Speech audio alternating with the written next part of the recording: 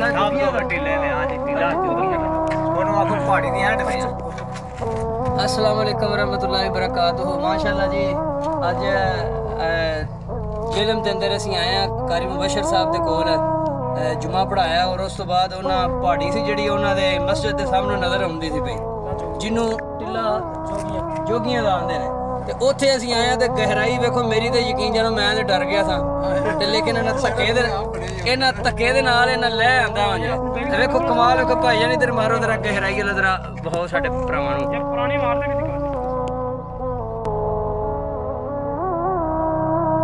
ते जेड़ा ना घूमना फिरना चाहिए लाजमी कस लो ते तुसीं भी आ जाओ।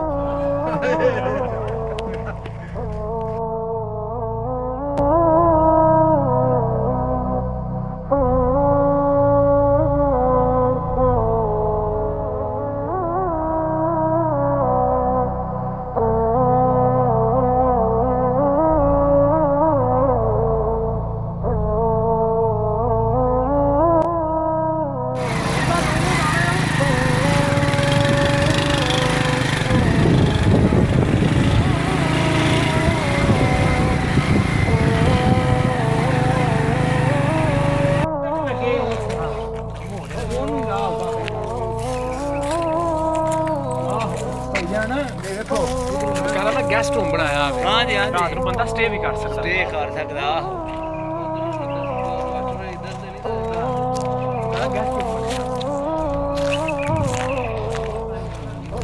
क्या है जी थले आ जी उत्ते पहाड़ी नज़र आती है ना भाई उस पहाड़ी तो अलहमदुलिल्लाह थले आ गए हैं ते जान जी है ना वड़ निकलती है भी अल्लाह ताला सानू खैर खरीत के नाल लै जे घर अपने अलहमदुलिल्लाह अलहमदुलिल्लाह। ओ वेखो आ जंगल बियाबान जे कोई इत्थे समझो कि इंज जिवें यूनान दियां ते इटली दियां जिन्हों आंदे ने डेंगियां लगदियां पईयां जंट साडे डंकर साडे डंकर साडे हो जांदे ने पे ते बड़ी जे सरकार ओ पहाड़ी वेखो जेड़ी ए पहाड़ी तो असीं उत्ते फुल पहाड़ी के उत्ते गए टीशी के उत्ते आ वेखो जी जंगल भी बान है वो कितने टुर गए नहीं यार कोई इन्होंने साहस नहीं हो है कि वे कितने जिन्हों आते हैं आ वेखो जंगल भी बान जैसे जिथे असीं जाने पे ना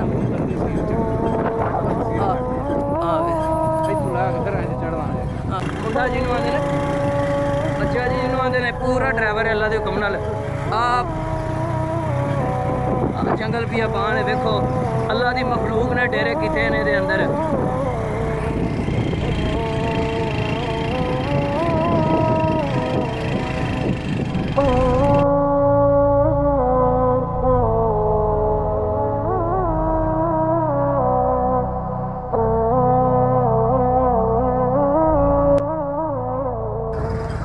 खतरनाक राह सुबहान अल्लाह अल्लाह तेरियां कुदरतां अल्लाह तेरियां कुदरतां मालका तेरियां कुदरतां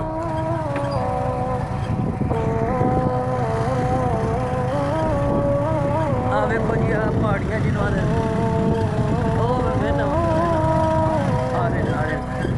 आ खतरनाक रास्ता जी आ वेखो अगो वे अगो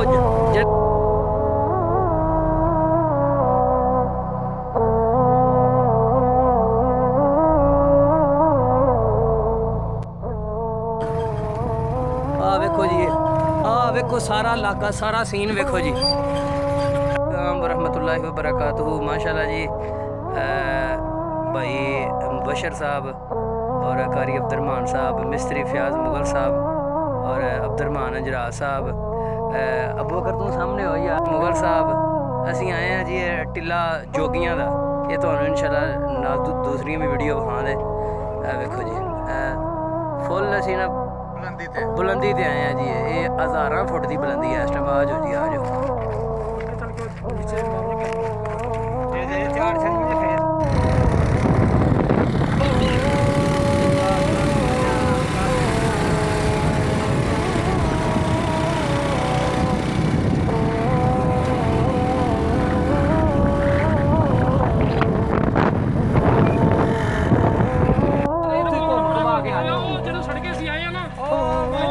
सारी नजर आ रही है। ਜਾਣਾ ਉਹਨੇ ਉਹ ਜੇ ਆਹੋ ਉਹ ਹੀ ਸਾਡੇ ਵਾਲੀ ਬਸ ਯਾਰ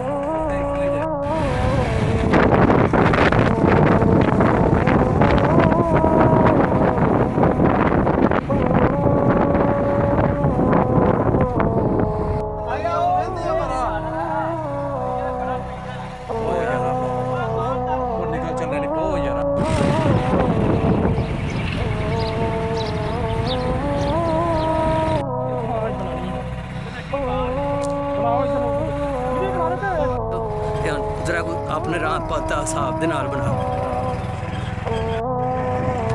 ਮੇਰੇ ਜਾਨਵਰ ਨਾ ਕਰਨੇ ਮੋਟਰਸਾਈਕਲ ਉਧਰ ਵੀ ਮਾਰੋ इधर साइड काम भी तो ज्यादा था पीछे से दानी क्लच पकड़ना वो क्लच प्लेट फाड़ हुआ अच्छा चलो अभी जाना ही है इंशाल्लाह अब आ तो गए हैं बाकी भी फुल ढीले ने ऐसे ले पहले लगा कुछ नहीं हां भी सर